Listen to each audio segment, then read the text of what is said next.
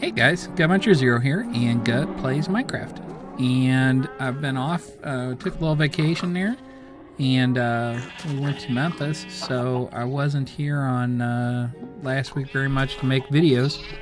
But I'm back, and as you can see, we got some sheep. And I've got a project now because I want to expand this because I want to have lots more sheep. And so what I'm going to do is I'm going to chisel all this out, and I sped this up for your viewing pleasure. And it should have sound right here, but I don't hear it, so I think something went wrong with Microsoft Movie Maker.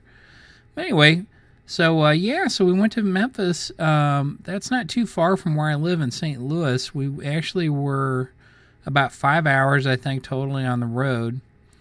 And we had and we didn't really push it getting there either.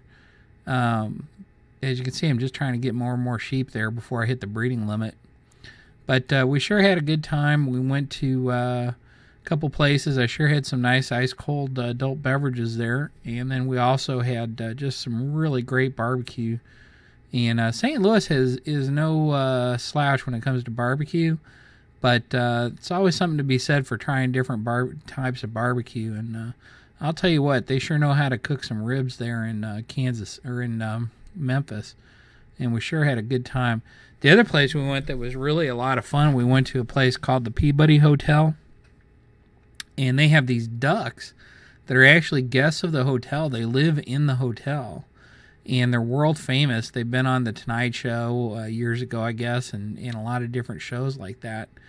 But what happened was apparently years ago, like back in 1900 or something, the owner of the hotel, I guess, went duck hunting, and he had a great deal of adult beverages, but they really didn't get any ducks. So on the way back, they stopped, and they were a little inebriated, I guess, and they stopped and bought some ducks, and they brought them back to the hotel, and they left them in the hotel in the lobby. There's actually a fountain inside the lobby there. And so the next morning, the manager got up and went out, and there was ducks in the fountain, so he ordered them to be cleared away there.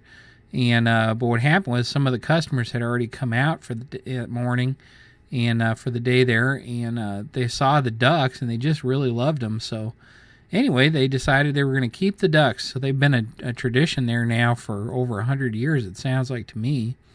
And it was just really interesting. So they've got these 4 ducks swimming around in the fountain. And then twice a day, I think it was at 11 and 5, they have a little ceremony. And at 11 o'clock in the morning, they bring the ducks down in an elevator from their room. They have a special room in the hotel. And they take them, they march them to the fountain there where they hang out all day with the customers and guests. And then at night, at 5 o'clock, they come down and they do another little thing. And another little ceremony, and then they march the ducks over to the elevator and they take them back up to their room. So we got there about 4 o'clock and just hung out. And oh, George, what are you doing? Do not kill my sheep. I've been trying to get sheep, and here you are killing them. I guess did I hit him? Oh, all right. I guess I hit him. That's what I think he just said. Poor sheep. Now I gotta make more sheep. Poor sheep, I gotta make more sheep. See, George wouldn't do that. The other George wouldn't do that. Only you would do that, George. Bad George. He's a good dog, though. I love all my Georges. Oh! Intruder alert. Let me switch over here to my sword. And hopefully he won't teleport out, you know? Attack! Kill him! Get him, George! Get him! Yeah, there you go. He held him down for me while I slaughtered him. I slaughtered him. We got another one of those ender nuts. I never did yet decide what part of the enderman that thing is. But whatever it is, I'm sure that... and look at this. The enderman has exerted some kind of malign influence on my cat there, and it's floating in the air. And cats don't need a lot of malign influence, in my estimation. I believe that cats are evil on their own. But, of course, that cat, that's George. Or no, what's his name? Leonidas? Something like that. Jasper Leonidas, that was it. Pixelated Pig named him. Good old Jasper there, he's a good cat. But all other cats are evil.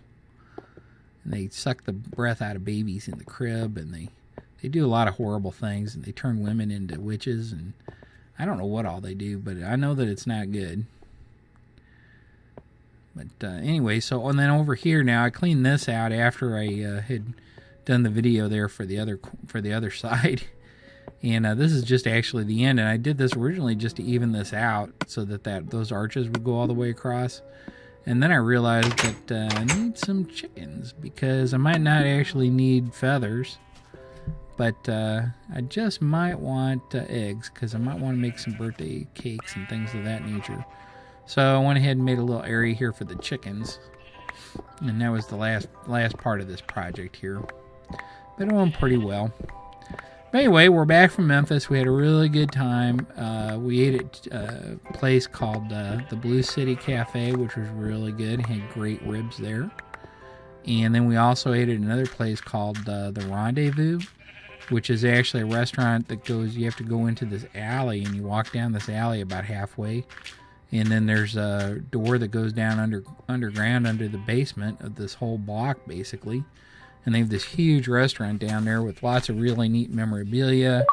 And they had really good pork shoulder. We really liked that. And they also had really good ribs there. And they do different ribs, though. They do theirs with a dry rub. Now, the Blue City Cafe had kind of the traditional, what I think is traditional Memphis ribs, where they got the sauce on it when they come to the table. They cook the sauce onto them so they get really tender, and those were baby back ribs. But the ones at the Rendezvous, those were actual, big size ribs, and they actually cooked theirs just with a dry rub, and it was real spicy. And then they cook them right there on the charcoal, so it gets this real good charcoal flavor right into the meat there with the spices. They had a lot of paprika in it, I think. That might be their secret. That might be their secret spice there. Although I don't think it's much of a secret, because you could sure taste it. But I'll tell you, that was really good. But it made you thirsty. So you had to make sure that you kept your thirst levels down. So that might be part of their secret plan. So let's see how this chicken likes his new house here. And I've actually picked up a couple eggs, and we're going to try our luck here, too. Oh, he loves the house. And, oh, look. Good, we got a chick. So there you go, guys. So anyway, glad to be back on track, and see you later.